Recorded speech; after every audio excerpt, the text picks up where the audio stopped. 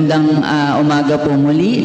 Tayo po ay magpapasimula na sa preaching service. Pansamantala ko pong pinuputol ang masaya nating kamustahan. Sige po. Para po sa opening song, tayo po ay umawit dito po sa page 32, Higit Siyang Tumatamis.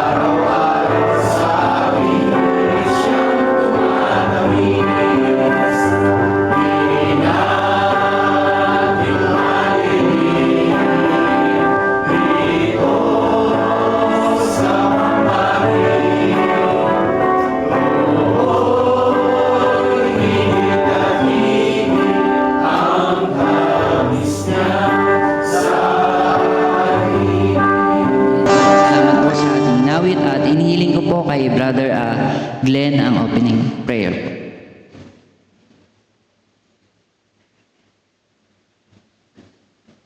Po tayo po yung manalangin. Amang banal na dakila at makapangyarihan sa lahat, kami po, Ama, ay nagpupuri, sumasamba, nagpapasalamat po sa inyo pong dakilang ngalan.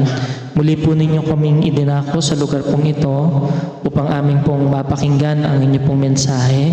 Magkaroon po kami ng fellowship sa isa't isa, mag-awitan ng mga papuring awit, at makasama po namin ang inyo pong presensya sa pamamagitan po ng inyo pong banal na Espiritu. Maraming salamat po, Ama, at patuloy po namin inalalapit ang pangunguna po ninyo sa gawain pong ito. Patnubayan niyo po ang inyo pong anak na itatayo sa pangangaral ng inyo pong mga salita. Buksan niyo rin po ang mga puso't isipan ng bawat isa at tanggapin namin ang inyong mensahe ng buong pakumbaba. At dalan din po namin ang mga kapatid na hindi po namin kapiling. Kayo po ang mag-ingat at manguna po sa kanila. Lalong-lalo na po ang mga kapatid namin na pumunta po ngayon sa Valenzuela at ang mga kapatiran po roon. At magiging mga kapatid na wala po na may mga karamdaman, dalangin po namin ang kagalingan nang sa mga susunod na pagkakataon ay amin po silang makasama.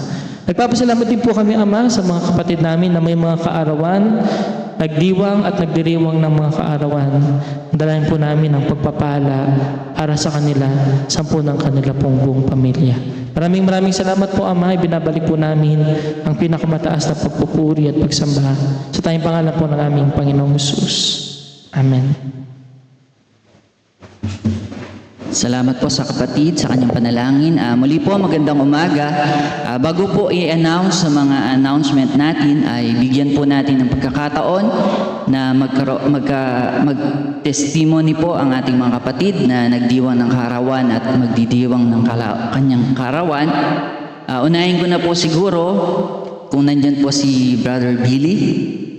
Nandyan po ba siya? Wala. Sige po, kung wala po siya ay sundan po natin kay Brother Jay at kasunod po nito si Brother Leo. Salamat.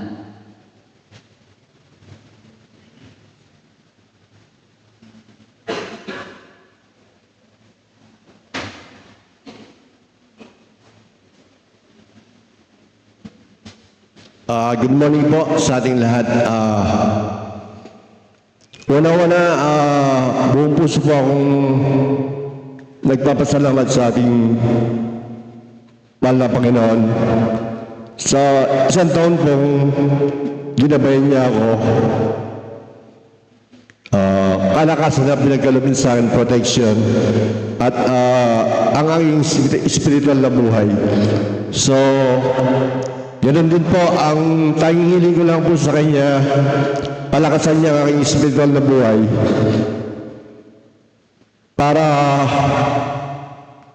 tunay po ako maglingkod sa Kanya at magtiwala at sumampalataya sa Kanya. At ganoon din po, ang lahat po ng month of May na kagaya kong may birthday po, binabati ko po sa sila, Brother Wilson, Brother Billy, by myself, and also Brother Leo. Happy birthday po sa amin, month of May. At ang taging iling po kayo sa ating mahal na Panginoon, sana po ang aking physical na kapangangatawan, kung ano man po yung mga karamdaman ko,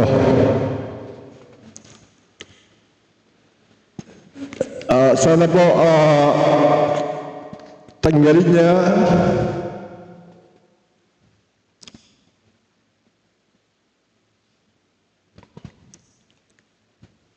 kasi po medyo may nararamdaman may mga pananakit na rin po yung mga katawan po, yung especially yung mga pako. Kasi sometimes po pag nagluluto po kasi ako po ang sa bahay Ako ang pinaka-master chef. So, most of the time ako nagluluto. Minsan sa uling o sa LPG. Pag na-encounter ko sa aking katawan pag nagluto po ako dun sa mainit na sumasakit yung mga paa ko.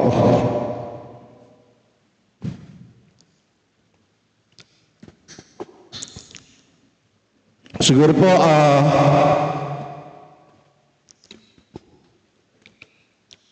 pasalamat po ako ulit sa ating mahal na Panginoon at magtiwala sa pampalataya.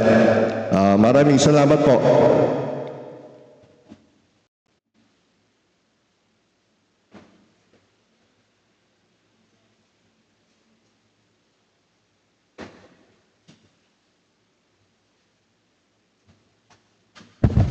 Magandang umaga po mga kapatid. Although next week pa po ang birthday ko, salamat sa Panginoon sa magiging kaarawan ko po sa buong taon na pag-iingat niya at sa pagmamahal na naparamdam niya at nung unang kapanganakan ko din sa at maging ang lalong-lalo na ang maging kapanganakan ko sa pamilya ng Diyos na bilang isang mananampalataya, lalo't-lalo na ang importante po yun na malaking blessing po yun. Patuloy din po sa kanyang protection at maging binibigay na kalakasan sa physical at maging lalo na sa spiritual,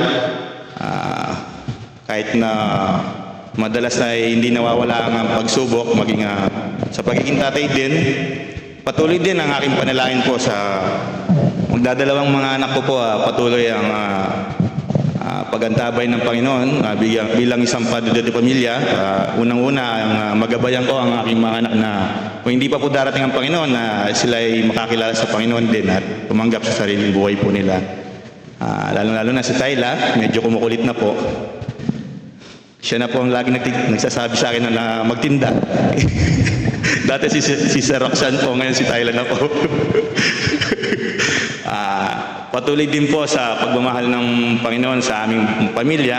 Si Sir Roxanne din po, patuloy sa kanyang panganganak din. Ang panalangin ko po ay safe delivery din po siya, although cesarean po siya. Sa provision din ng Panginoon, although minsan yung pag-aalala ay sa tao ay dinaalis. Pero pagka inisip mo ang Panginoon po sa kanyang mga salita ay parang sumusobra pa at minsan advance pa ang binibigay ng Panginoon. Patuloy din po sa aking buhay, naway sa pagkilos din ng Panginoon na sa aking spiritual life, lalong lumago din.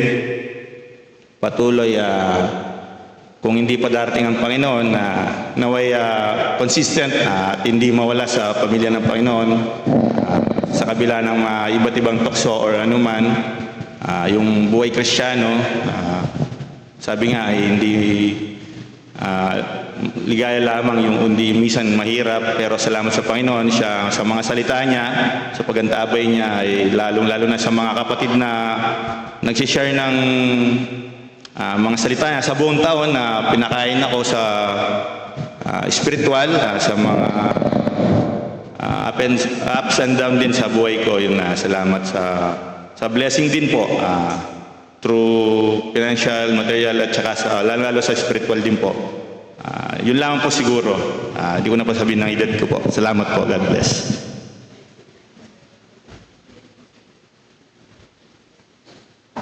Salamat po sa kapatid. At tawagan ko din po, bigyan din natin ng pagkakataon sila Sister Elaine and Sister Eunice bilang mag-testimony po. At si Sister Jonah ngayong May. Sige na po sila, Sister.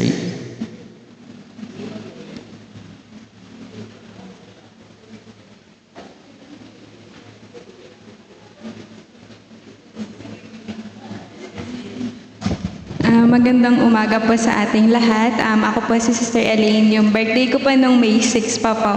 And 23 years old na po ako. Masasabi ko po na ang isang buong taon po na dinagdag ng Panginoon sa akin ay sobrang challenging po as nag-graduate po ako last 2025 and buong year ko po noon is parang working na po ako. Yun po yung year na process of adjusting na magtrabaho po. Masasabi ko po na challenging po siya pero naging madali po siya sa akin kasi kasama ko po ang Panginoon. And for background po, nakilala ko po ang Panginoon year 2018 po, November 30. And during that time po, high school po ako. Malaki po yung pagbabago ko noon at sa ngayon, masasabi ko po na ang pagiging Kristiyano ko po ay naging malaking tulong po siya sa akin at bilang isang anak, kaklase at kaibigan po. Nakakaroon po ako ng pagkakataon na mag-share po. Ngayon po, sa darating na taon pa po ay maging daan po ako upang magkaroon po ng maging instrument po para po sa, yun po ang pinagpipray ko sa mga bata. Although nakakatulong po ako, ngayon po ang pinagpipray ko po ay mas maging, mas malalim pa po yung way po ng pagtulong ko. Ayun lang po. Thank you po.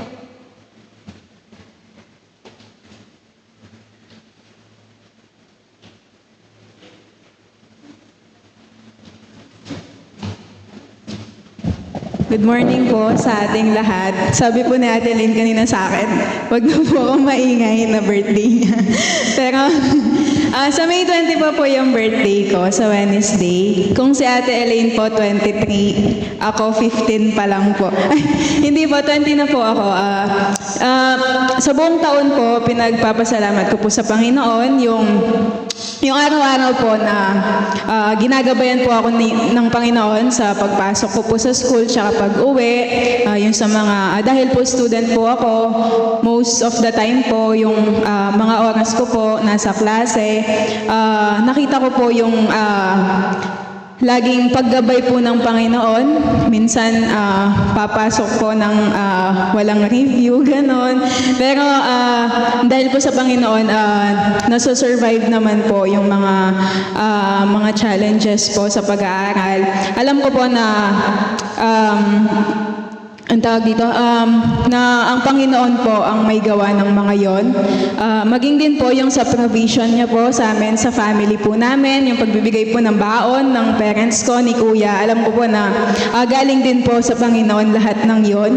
Tapos, siguro po sa prayers po, patuloy po na panalangin ko po na mag-grow pa spiritual at magamit pa po sa mga bata po sa pag-a-assist dahil nakikita ko po na ako din po need ko din, kailangan ko din po yung patuloy na pag-aaral sa mga salita ng Panginoon dahil alam ko na magagamit po yon sa pag-a-assist din po sa mga bata. Yun lang po siguro. God bless us all po.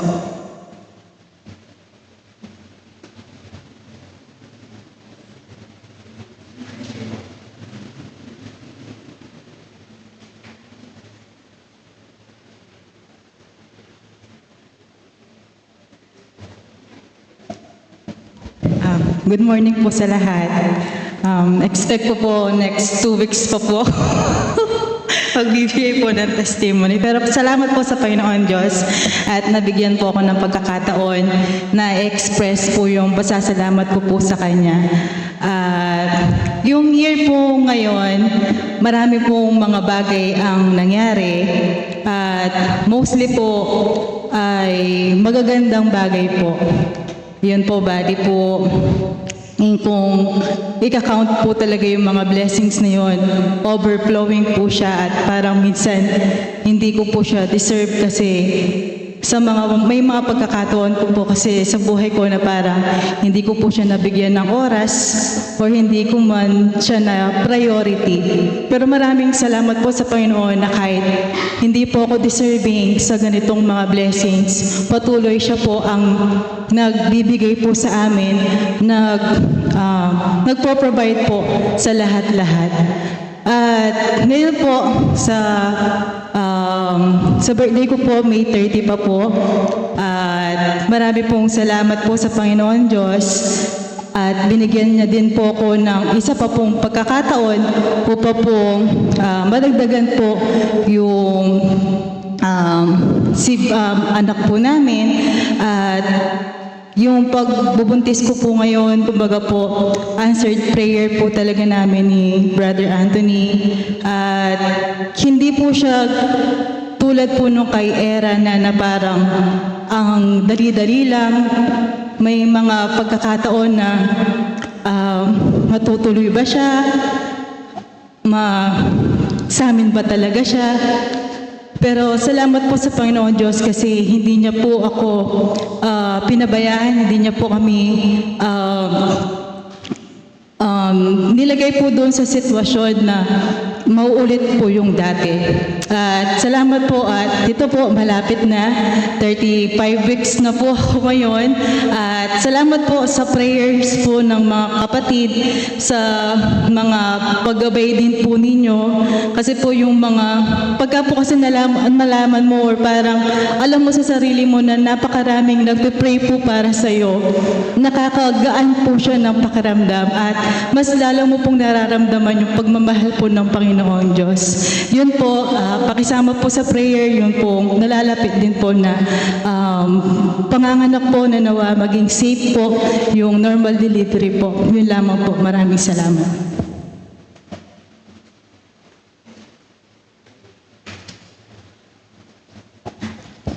Salamat po sa ating mga kapatid. Muli ay happy birthday po. and advance. At ang mga announcement po natin, ang mga weekly activities po natin ngayong Sunday ay ang children's class po, kasunod po nito ang Sunday school, at ngayon po ang preaching service. At gayon din po ang mga outreaches natin, ang online natin sa tuwing Monday po ang prayer meeting, Wednesday po ang online Bible study, ang mga outreaches po natin, Bible study sa Sulib, sa Nueva Ecija at sa Valenzuela po. Gayun din po, ang ating youth fellowship po natin ay gaganapin sa May 22 at 23 po. Yung mga gusto po pong sumama ay makipag-coordinate na lamang po sa ating mga kapatid. Siguro po hindi ko na po patatagalin, ay tatawagin ko na po ang ating tagapagsalita na si Brother Norman Santos. Salamat.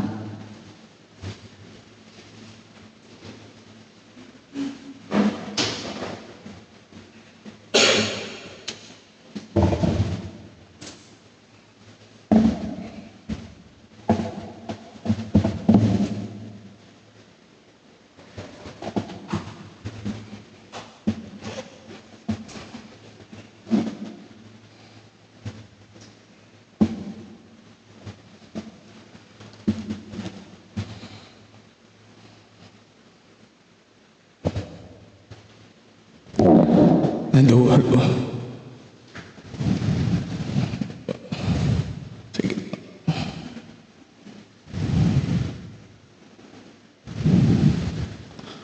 Sige lang po. Sige po, isang mabiyaya po na umaga po sa ating pong lahat. Good morning po. Purihin po ang Diyos sa panibago po na pagkakataon po na ipinagkaloob po niya upang maipangaral po ang salita po ng Diyos po sa umaga pong ito. At ito po ay isang biyaya po na personal sa akin din po at sa bawat isa po sa atin. At para po sa pagbubulayan po ng ating pong teksto, bago po yun, ay meron po akong isang katanungan po na nais po na bilang ating pong introduction po na nais po na ibigay po sa bawat isa po sa atin po mga kapatid. At kung tatanungin ko po ngayon, ang bawat isa po, ano po kaya ang iniisip po natin sa mga oras po na ito?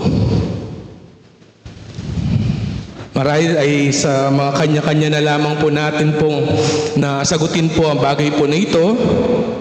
At ikalawang tanong po ay, nabawasan po ba ang mga iniisip mo noong nakaraang araw o lalo pong dumagdag sa mga oras po na ito?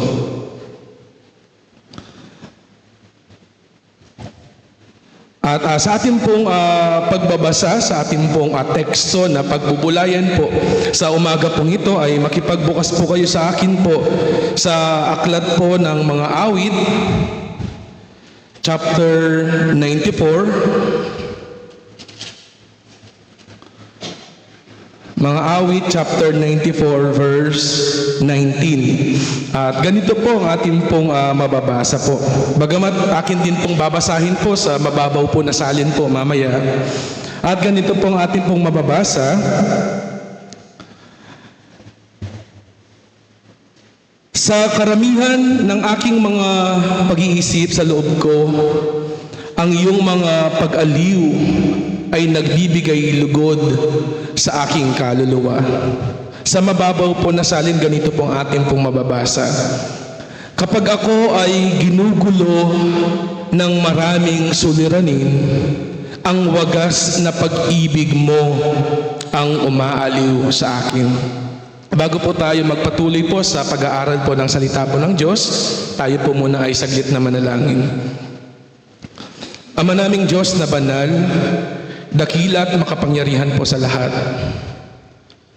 Muli ka po naming pinupuri at pinasasalamatan po sa napakabiyaya po na sandali na inyo pong pinagkaloob po sa amin, sa mulit-muling pagkakataon na kami po ay nagkakasama-sama upang amin pong pag-aralan at pagbulayan po ang inyo pong mga salita na nagbibigay po ng kalakasan po sa amin upang magpatuloy po sa amin pong pananampalataya po sa inyo.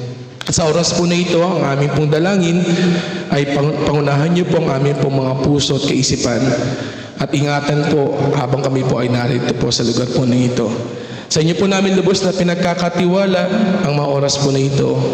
At ang lahat po ito ay aming pong sinasamo dinadalangin sa tanging pangalan lamang po na ipong bugtong na anak na si Kristo Jesus. Amen. Dito po mga kapatid, bagamat akin din pong binasa po sa mababaw na salin, dun po sa kanina pong sa tanong ko po na ano po ang kasalukuyan po na iniisip po natin po ngayon. At dun sa pangalawang tanong ko po kung yung bang iniisip po ba natin nung nakarang araw ay nadagdagan po sa mga oras po na ito. Sapagkat dito po sa atin pong pagbubulay, sa pag-aaral po ng salita po ng Diyos, atin pong bibigyan po ng pansin. Ito pong bagay po na nagiging kalakasan po natin. Yung wagas na pag-ibig ng Diyos, ang patuloy na umaaliw po sa atin sa kabila po ng mga suliranin o sa mga bagay po na iniisip po natin na gumugulo po sa atin pong mga isipan. Una, nais ko lang pong bigyan po ng konteksto po ang ating pong binasa. Ito pong Psalms chapter 94. Ito po ay sinulat po ng nung panahon na ang Kingdom of Judah po ay dumaranas po ng mga injustice o mga oppression. Yung pag-uusig sa mga sa mga mananampalataya noong panahon po na yon. At makikita po natin sa ibang mga nag-aaral po ng Biblia ay itinuturing din po ito ng mga propesiya din po na kung saan ay daranasin po ng bayang Israel o ang mga mananampalataya ang pagmamalupit, no, sa mga huling araw, yung mga persecution. Though ngayon pa lang ay atin pong nararanasan yung mga persecution, no, lalo't higit sa mga darating po mga araw, sapagkat ayon nga po sa salita po ng Diyos, ang mga araw po ay pasama na po ng pasama. At dito po sa verse 19 po na atin pong nagiging teksto po ay dito po makikita po natin na hindi lang po sa outside or mga circumstansya sa panlabas po ang maaari po kaharapin po ng isang mananampalataya. Meron din po siyang maaari rin po niyang maranasan po yung mga yung pag-iisip, no, na mga pagkabalisa, pagkatakot o mga conflict po sa kanya pong pag-iisip. Kaya nga po dito po sa ating pong binasa, sabi po doon, sa karamihan ng aking mga pag-iisip, yung sumulat po dito sa kanyang pag-iisip, sa kanya pong loob, no, ang dami po mga ginugulo marahil ng maraming mga suliranin sa kanya pong isip ay nandoon po. Pero tingnan po natin yung kanyang naging pong attitude. Sabi po dito, ang iyong mga pag-aliw ay nagbibigay lugod sa aking kaluluwa. Doon po sa mababaw po na salin, sabi po doon, ang wagas na pag-ibig mo ang umaaliw sa akin. Una po mga kapatid, nais ko pong bigyan po ng pansin yung, kumbaga dito po yung suliranin po niya ay marahil yung nakikita po niya yung yung bayan na yung kaharian po ng Huda na pine-persecute. Yung nakikita po niya na bakit itong mga ruler po na ito ay pinapahirapan po yung bayan po ng Diyos. Sa atin po marahil ay maraming mga gumugulo sa ating pong kaisipan. Pero una po, nais ko pong bigyan po ng diin sa isang makasalanan, wala na pong mas lalaki pa dun po sa kanyang suliranin bilang isang makasalanan. At ang aking pong tinutukoy po na suliranin po ng isang makasalanan na walang maitutulad na pinakamabigat, yun po yung kanyang kaparusahan ng kanyang kasalanan dun sa impyerno. Ako po naniniwala, ito po yung pinakamatinding suliranin na maaring kaharapin po ng isang tao, ng isang makasalanan. yung kaparusahan ng kanyang mga kasalanan. At alam naman po natin dun sa Roma 6:23, mababasa po natin doon na ang kabayaran po ng kasalanan po natin ay kamatayan. Ito po yung walang hanggang pagkahiwalay po ng kaluluwa ng isang taong makasalanan dun sa impyerno. Ito po ang mabigat na suliranin. Ito po yung problema, yung kaparusahan ng kasalanan po. Ito po yung sinasabi po, binibigyan diin po dito po sa atin pong nabasa, na ang bawat makasalanan ay patungo sa walang hanggang kaparusahan. At ito po ay mararanasan po ng mga kasalanan po na hindi sumampalataya sa atin pong Panginoong Hesus dahil po sa atin pong mga kasalanan. Ngunit salamat po sa Diyos. Sa isang sumampalataya po sa ating pong Panginoon, hindi na po bahagi sa kanya pong iniisip o gumugulo sa kanyang isip po ang suliranin po na ito. Sapagkat meron po siyang kapanatagan na kailanman po na hindi na po niya mararanasan po ang parusa ng kanya pong kasalanan. Hindi na maaring gumulo pa ito sa kanyang isipan sapagkat ang Diyos mismo ang nagbigay ng solusyon upang maranasan din po natin itong kapanatagan ng suliranin po na ito. At ano pong ginawa po ng ating Diyos? Dito po sa John chapter 3 verse 16. Gumawa po ng solusyon ng po ang Diyos. Sabi nga po doon, sapagkat gayon na lamang ang pag-ibig ng Diyos sa sanlibutan. Kasama po tayo doon. Sino man po sa atin, bahagi doon po sa salitang sanlibutan. Kaya't ang sino man pong sumampalataya, ibinigay po ng Diyos dahil sa kanya pong pag-ibig, ang kanya pong bugtong na anak. Walang iba kundi po ang atin pong Panginoong Hesus. At sabi po doon, kung ipagpapatuloy lamang po natin, kung ang sino man pong sumampalataya sa Kanya, sa ating pong Panginoong Hesus, ay hindi na mapapahamak. Yung pong mapapahamak po doon, yun yung suliranin, yung kaparusahan po ng ating kasalanan, yung mapupunta yung kaluluwa ng isang tao na walang tunay na relasyon sa Panginoon, dun sa impyerno. At sa Kanya pong pananampalataya sa ating pong Panginoong Hesus, matatamo po niya ang kaligtasan at buhay na walang hanggan. Kaya number 1 po, dito po ay isang pagsisiyasat din po sa atin pong sarili. Kasama pa rin po ba sa gumugulo sa ating isipan itong kapahamakan po na naghihintay po sa atin dahil po sa ating kasalanan? Kung tunay po na sumampalataya po sa atin pong Panginoong Hesus, hindi na po kabilang po ito. Ngunit, kung ngayon, sa oras po na ito, ay nagugulumihanan po tayo, o natatakot, o kaya naman, naguguluhan po kung talagang hindi ka pa, kung ikaw nga ay hindi nga mapapahamak,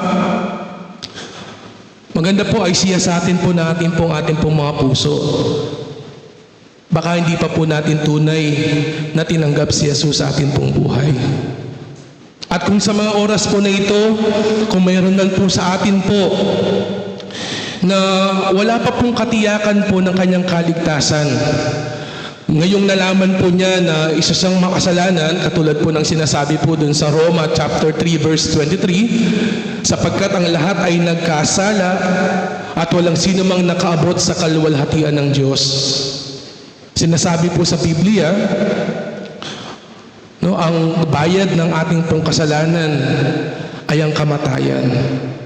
Kung ito po ay isa sa mga gumugulo po sa ating pong mga isipan, isa lamang po ang solusyon po dyan. Sabi po sa ating pong binasa po kanina, gayon na lamang ang pag-ibig po ng Diyos. Ipinagkaloob po niya ang kanya pong bugtong na anak. Kaya lumapit po tayo sa ating pong Panginoong Hesus. Sapagkat siya lamang po ang daan, siya ang katotohanan at ang buhay. Wala pong makakapunta sa Ama kundi sa pamamagitan po ng ating pong Panginoong Hesus.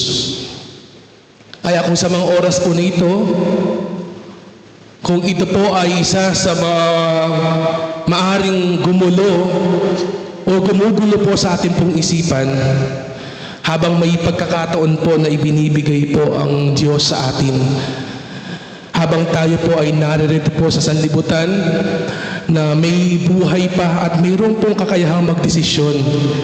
Ito isang panawagan po sa mga wala pa pong tunay na relasyon sa ating Panginoong Hesus at wala pa siyang kapanatagan sa katiyakan po ng buhay na walang hanggan. May imbitasyon po ang ating pong Panginoong Hesus. Lumapit po tayo sa Kanya. Sapagkat si Hesus lamang po ang kaisa-isang anak ng Diyos na namatay doon sa krus. Siya'y inilibing at muling nabuhay sa ikatlong araw upang bayaran pong ating pong mga kasalanan at nakahandang magkaloob ng kaligtasan po at buhay na walang hanggan. Pangalawa po mga kapatid, sa ating po naging pagbubulay, ito po sa ating pong teksto, kapag ako ay ginugulo ng maraming suliranin o dun sa malalim po na salin, sa karamihan ng aking mga pag-iisip sa loob ko.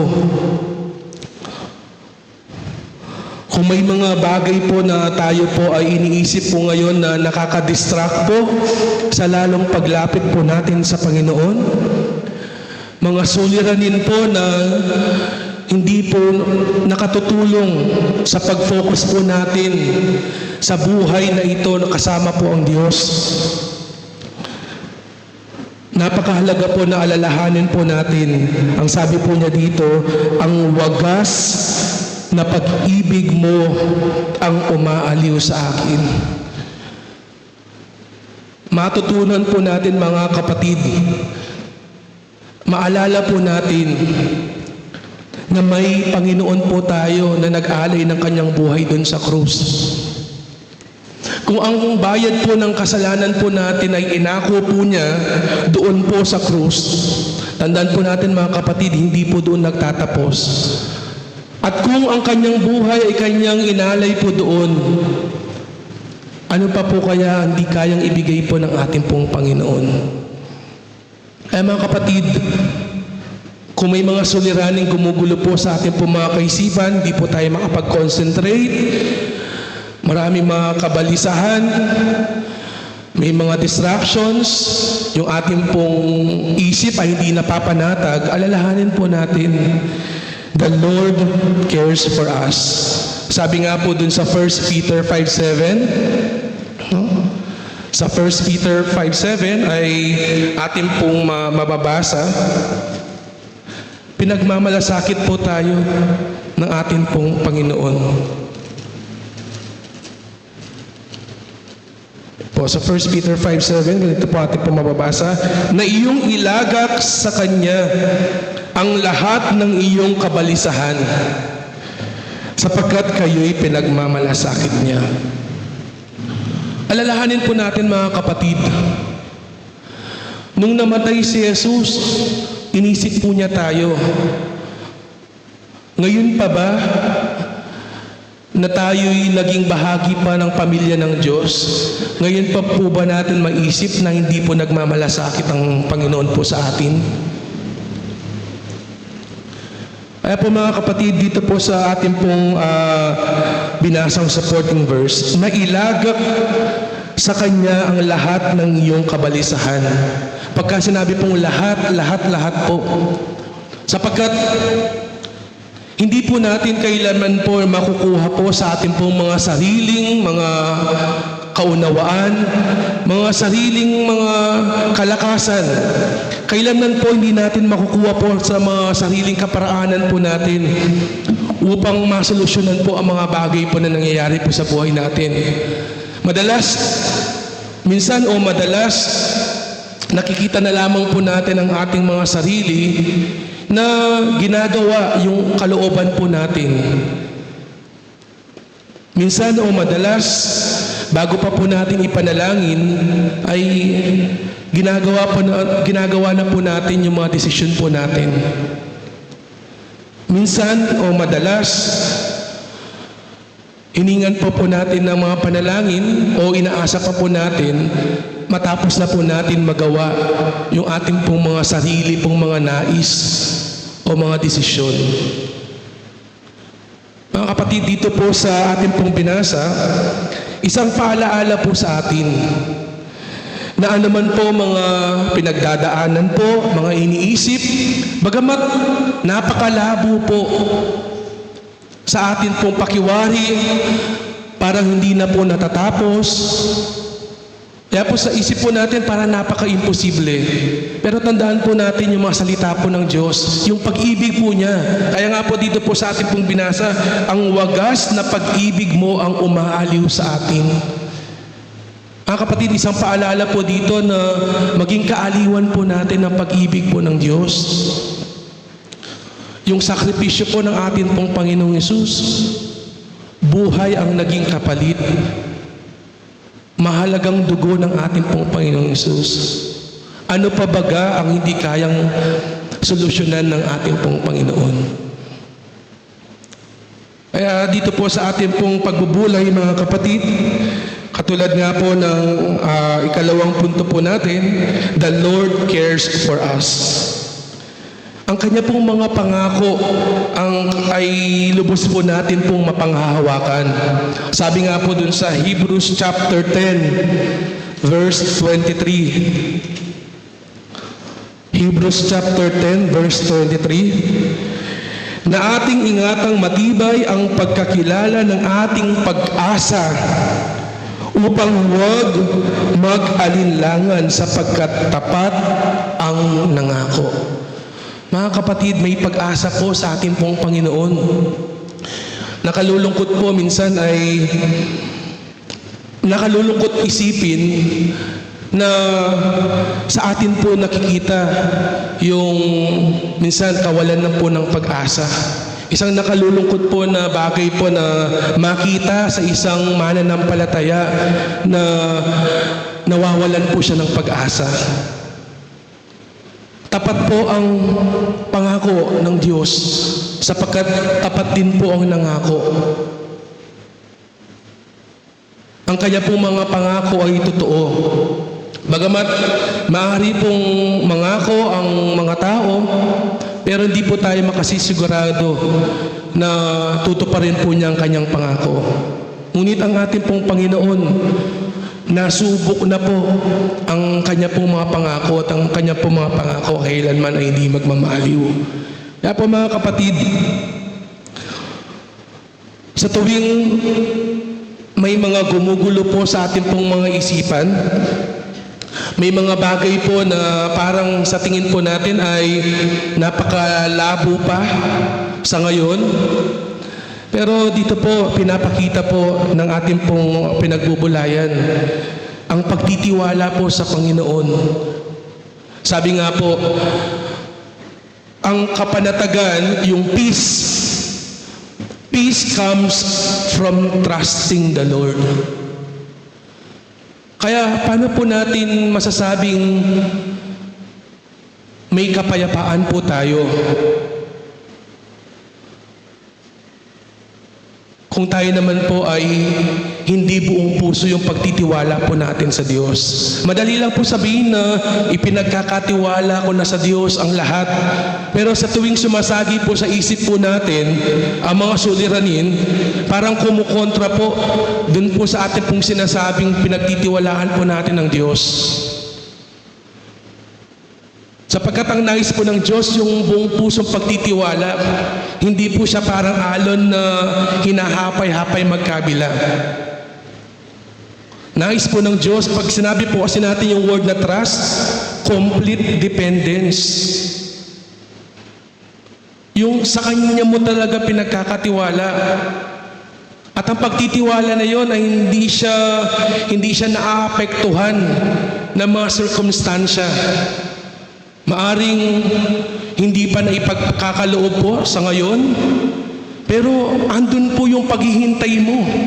Nandun po yung pag-asa mo na darating yung araw na ang Panginoon sa kanyang kalooban ay tutuparin po niya mga pinapanalangin po natin.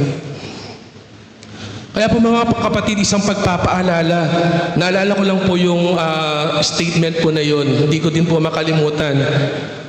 The true peace, ang tunay na kapayapaan, ay nanggagaling sa pagtitiwala. Katulad din po ng ating kaligtasan. Mapapanatag ka lang, ang kapanatagan mo dun po sa kaligtasan natin at buhay na walang hanggan ay nanggaling dun sa pagtitiwala natin sa ating tagapagligtas. Kaya hindi po maaaring magkaroon ng kapanatagan ng isang tao kung hindi po siya sumasampalataya sa Panginoon. Ganun din po, ang sumasampalataya sa ating pong Panginoon Hesus, ang naibubunga po nun ay kapanatagan po sa buhay na walang hanggan. Kaya po kung sa oras po na ito, ako po madalas din po na naisasabi ko din po sa akin po mga patotoo na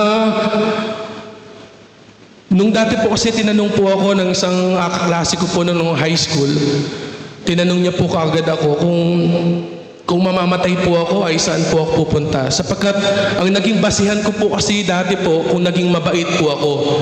Pero sinasabi po sa Biblia dun sa Ephesians chapter 2 verse 8 to 9 na sa biyaya tayo naligtas sa pamamagitan ng pananampalataya at hindi po sa pamamagitan ng ating mabuting gawa. Kaya nung sumibol po yung pananampalataya po sa akin po nung simula na sampalatayahan ko ang Panginoong Hesus, nagkaroon po ako ng confidence po. Nagkaroon po ako ng katiyakan na mawalan po yung buhay ko po dito po sa mundo ay sigurado po ako na sa langit po ako mapupunta. 100% po yun. Hindi dahil po sa mabait po ako, makasalanan po ako. Kundi po minsan po sa buhay ko po, sinampalatayaan ko po si Jesus sa aking pong buhay. Pinaniwalaan ko po na siya ay namatay po para sa akin. Siya po'y muling nabuhay. Tinanggap ko po siya sa aking pong puso. Minsan, gabi po yun na nanalangin po ako. Tinanggap po ang ating pong Panginoong Yesus sa buhay ko po bilang Panginoon at sariling tagapagligtas. At iyon ay nagmula sa pananampalataya ko. Kaya ako ngayon ay may kapanatagan. Ay dito po sa ating pong pinagbubulayan, nagkakaroon ang kapanatagan po, ang kapayapaan po natin ng ating pong puso, ng ating pong isip, ay nagmumula po sa pagtitiwala po natin sa Diyos. Mga kapatid, gaano po natin pinagtitiwalaan po ang Diyos sa buhay po natin? Kung 100%, nasa atin po ang kapayapaan. Dito po mga kapatid, dito po sa Hebrews chapter 4, bilang karagdagan lang po na supporting verse po. Hebrews chapter 4, verse 14 to 16. Ang pagtitiwala po ay nilalaan kanino po? Sa atin pong Panginoon. Ang pagtitiwala sa kamunduhan, mga material na bagay, ay mga pansamantalang mga bagay lamang po. Pero nais pong ituro po sa atin po ng Panginoon, ang pagtitiwala ay sa Kanya po natin ialay. Bakit po? Bakit sa Panginoon? Walang sino mang tao ang nagiging tagapamigitan po natin po sa Ama sa ating pong pananalangin po. Tanging ang ating Panginoong Hesus lamang po. Sapagkat ang ating pong Panginoong Hesus ay nagkatawang tao. Naranasan po niya ang nararanasan po natin po ngayon. Siya po ay nagutom. Siya po ay tinukso. Ang pagiging tao po natin naranasan po niya. Ano pa pong mga bagay na hindi po niya naintindihan po sa atin? Kaya dito po mga kapatid, ang katotohanan po nito ay nagbibigay po sa atin po ng lalong pag-asa na sa tuwing dumaraing po tayo sa Ama sa panalangin, meron po tayong tagapamagitan po.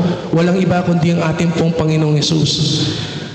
Naiintindihan po niya ang ating pong mga pinagdadaanan po ngayon. Sapagkat siya rin mismo ay naranasan po niya ang mga bagay po dito po sa mundo nung siya po ay nagkatawang tao. Ngunit sa kanya pagkakatawang tao, hindi po siya nagkasala. Kaya isang makabuluhang pagdidesisyon na atin din pong pagtiwalaan po ang atin pong Panginoong Yesus. Sapagkat lubos po niyang naiintindihan po ang ating pong mga pinagdadaanan. At ang ating din pong Panginoon po, nung po siya ay umakyat po sa langit, hindi po tayo iniwang mag-isa. Kaya nga po dun sa, nakalimutan ko po yung verse po doon, nung idadalangin ko sa Ama na bibigyan ka ng patnubay, walang iba kundi ang banal na Espiritu. Sapagkat ang banal na Espiritu, siya yung magko-comfort po sa atin po sa sa gitna po ng mga struggles po natin. Sabi po dun sa John chapter 14 verse 16, He sent the Holy Spirit to comfort us amid struggles, and I will pray the Father, and He will give you another helper that He may abide with you forever. Ipapaalala, ang banal na Espiritu, magpapaalala po sa atin ng lahat po ng mga pangako, ang salita po ng Diyos, upang maituon po natin ang pagtitiwala po natin sa Panginoon. At mga kapatid, bilang ikatlong points po, nakita po natin unang-una ang biggest problem po na maaring gumulo sa isipan ng isang tao, yung kaparusahan ng kanyang kasalanan dun sa impyerno. At sa mga samampalataya po sa ating pong Panginoon, nalalaman po natin ng Panginoon ay tunay na nagmamalasakit po sa atin. Pero tandaan po natin mga kapatid, habang ang Panginoon ay kumikilos po sa atin, si Satan din po intentionally distracts us. Kaya habang pinagbibigyan po natin yung ating sarili, yun po yung nagiging simula na napapalayo po tayo sa ating pong Panginoon. Sapagkat nais po ng kalaban, si Satan, na magtiwala po tayo sa ating pong mga sarili at huwag tayong humingi ng tulong po sa Panginoon. Kasi po, sabi nga po dun sa 1 Peter chapter 5 verse 8, Be sober, be vigilant, because your adversary, the devil, walks about like a roaring lion, seeking whom he may devour. No? Ang diablo, si Satan, nag-aantay lang. At habang pinagbibigyan po natin siya sa ating pag-iisip, habang hinahayaan po na, kasi po si Satan po ang target po niya sa tao, yung isip eh. At tingnan po natin dun sa 2 Corinthians chapter 4 verse 4. Sabi po doon na binulag ng Diyos ng sanlibutan ito, yung Diyos po doon, small letter, yung D. Sapagkat iyon po ay tumutukol sa diablo. Ang Diyos ng sanlibutan ito ay binulag ang kaisipan, no, upang hindi magliwanag po ang ebanghelyo. Kaya si Satan po, ang target po niya yung isip ng tao eh. Kaya kung bilang isang mananampalataya, bibigyan po natin siyang puwang para maglaro sa isip po natin, hayaan po natin siya na kumontrol po sa atin, gawin po yung sarili po nating desisyon, lalo po tayong napapalayo po sa Diyos. Kaya sa mga oras po na, sa mga sandali po na yon, na ang daming sinisiksik po ng diablo sa ating pong isipan, mga gumugulo, isa lang pong solution po doon, prayer. Napakahalaga po na humingi po tayo ng patnubay po sa Diyos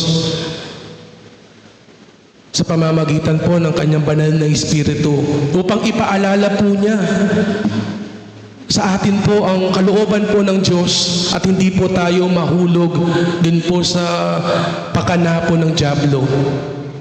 Sapagkat kung magkagayon at hinayaan po natin yung diablo na manatili po sa ating pong isipan, dun na po magsisimula na hindi po natin makikita po ang mga bagay na gusto po ng Panginoon. Kaya challenge po sa atin po ang manalangin sa tuwing dumaranas po ng mga kaguluhan po sa ating pong mga isipan. Naalala ko po yung aawitin po na yung pong si Jesus ay kaibigan. Minsan, napakabigat po ng mga pagsubok, mga suliran, sapin-saping pasan. Ngunit, sabi po doon, may nakaligtaan. Ano po? Yung idalangin po ito sa Panginoon. Minsan kaya po nabibigatan po kasi kinukuha po natin sa ating pong mga sarili. Kaya ko to, masusolusyonan ko to, makakagawa ko ng paraan. Kapag ka nagsimula na po sa atin po yun, dun na po yung simula na hindi po natin marerecognize na pagkikilala na may Diyos tayo na handang tumulong po sa atin sa oras po ng pangailangan. Sabi nga po dun sa Hebreo chapter 4 verse 16, naalala ko lamang po yung huling bahagi po nito, yung sa verse 16 ng chapter 4, ang sabi po doon, magsilapit nga tayong may pagkakatiwala sa luklukan ng biyaya upang tayo'y magsipagtamo ng awa at mga sumpong ng biyaya upang tumulong sa atin sa panahon ng pangangailangan. Dito po, pinapaalala po yung kahalagahan po ng laging paghingi ng tulong sa Panginoon sa pamamagitan po ng pananalangin. Sapagkat ang ating Panginoong Hesus ay nasa kanan ng Diyos Ama, nagiging tagapamagitan po natin. Na sa oras ng ating pong paghingi ng tulong po ay makatitiyak po tayong naririnig ang ating pong mga panalangin. Kasi po ang sabi po dito, magsilapit ng may pagkakatiwala. Yung hindi po siya nasusway. Maaring nagtiwala ka ngayon tapos dumating ulit yung ano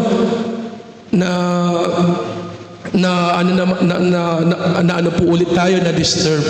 Sabi po dito pagkakatiwala. Pag sinabi po nating trust, complete dependence. Sa ating pong paglapit nandun po yung buo. Sapagkat ang ating pong dinadalangin ay Diyos na makapangyarihan sa lahat. Bagamat sa ating pong isip, dahil napakaliit lang po ng kakayahan ng ating isip, maaring imposible, pero anong sabi po dun sa Lucas 18:27, ang mga bagay na imposible sa tao ay posible sa Diyos. Magtiwala lamang po tayo mga kapatid. At sa ating pong conclusion, isang katanungan po muli mga kapatid. Marami pa po bang mga gumugulo sa isip po natin po ngayon?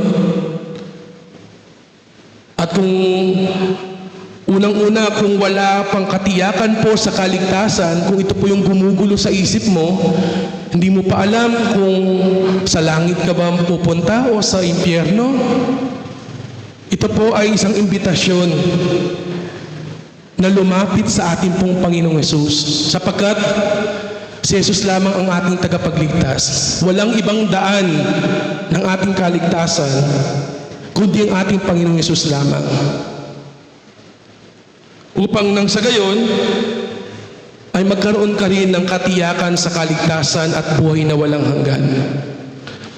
Pangalawa, kung ikaw ay mananampalataya na at ginugulo ng maraming suliranin, alalahanin po natin ang pag-ibig po ng Diyos sa atin. At ito po ang ating pong maging kaaliwan, sapagkat po siya ang nangako po sa atin na hindi niya po tayo iiwan at hindi po niya tayo pababayaan. Sabi nga po dun sa Hebreo chapter 13 verse 5, manangan po tayo sapagkat hindi po ito sinabi ng tao lamang. Ang ating pong Panginoon mismo ang nagsabi po nito. Panghawakan po natin po ang bagay po na ito. Tayo po ay manalangin. Ama naming Diyos na banal, dakila at makapangyarihan po sa lahat, muli ka po naming pinupuri at pinasasalamatan po sa lumipas po mga sandali sa patnubay po ninyo sa bawat isa po sa amin. Ama, kung sa mga oras po na ito maraming suliranin ang inyo pong nakikita po sa amin pong mga pag-iisip, sa amin pong mga puso. Tulungan niyo po kami. Alalahanin po ang inyo pong pag-ibig po sa amin. Nung ialay po ninyo yung pong bugtong na anak na si Jesus para mamatay para sa amin po mga kasalanan, ito'y nagbigay po sa amin po ng kapanatagan na sa amin pong pananampalataya sa Kanya, anumang oras po ng amin pong buhay ay mawala po dito po sa mundo, alam po namin na makakapiling po namin kayo. Hindi po namin daranasan po ang nakaambang kapahamakan sa impyerno. Kung sa oras po na ito, meron po sa amin pong bilang na maaring ito po ay gumulo sa kanyang isipan, hindi pa po niya tiyak ang kanyang kahahantungan po matapos ang kanyang buhay dito po sa mundo. Tulungan niyo po siya na mapagdesisyonan po niya sa kanyang sarili. Kung nais po niya magkaroon din po ng katiyakan po na ito na pinagkakaloob po ninyo, lumapit po siya sa amin pong Panginoong Yesus. Lumapit po siya na may pananampalataya na si Jesus ay namatay para sa kanya. Siya'y muling nabuhay upang bayaran po ang napakarami po niyang mga kasalanan. Tulungan niyo po siya sa napakahalagang desisyon po na ito, Ama, upang maranasan din po niya ang kapanatagan po sa katiyakan po sa buhay na walang hanggan. At kung sa oras po na ito, Ama, sa amin po mga sumampalataya na at nagkakaroon pa rin po ng kabalisahan dahil po sa mga bagay po dito po sa mundo, bagamat alam po namin na ang mga bagay po minsan ito ay pinapahintulot po ninyo upang subukin po ang aming pong pananampalataya sa inyo. Sapagkat alam po namin na sa mundo pong ito ay punong-puno ng mga pagsubok. Nagpapakumbaba po kaming lumalapit po sa iyo, Ama. Natulungan niyo po kami ng aming buong pusong pagtitiwala po ay alay po namin po sa inyo.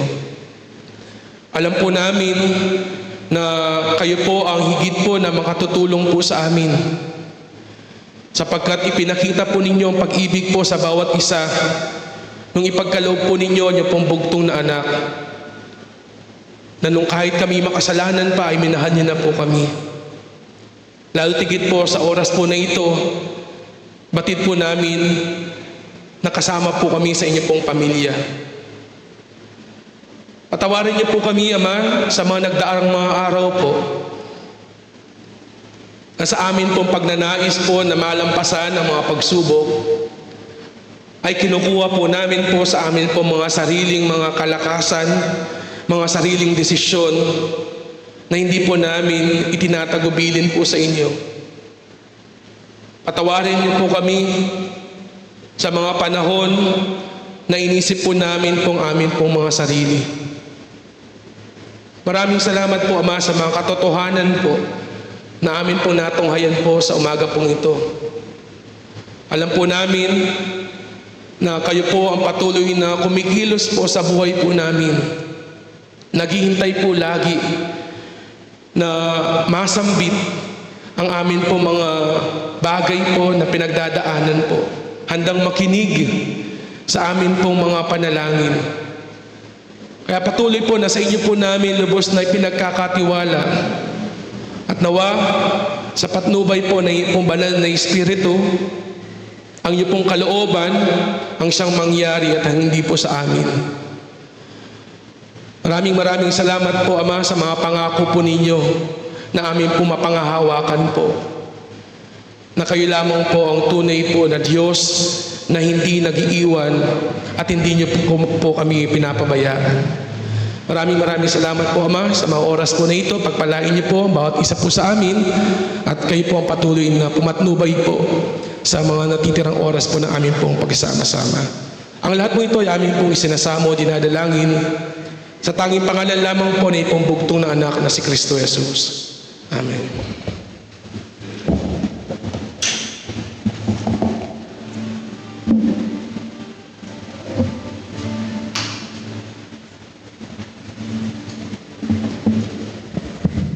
papuri at pasalamat po sa mga salita ng Diyos na nahayag, gayon din po sa ating kapatid. Habang po pinagbubulayan natin ang kanyang mga salita, tayo po ay umawit dito po sa page 7, magtiwala at sumunod. At sa huling stanza po ay tayo po ay tumayo para sa huling panalangin.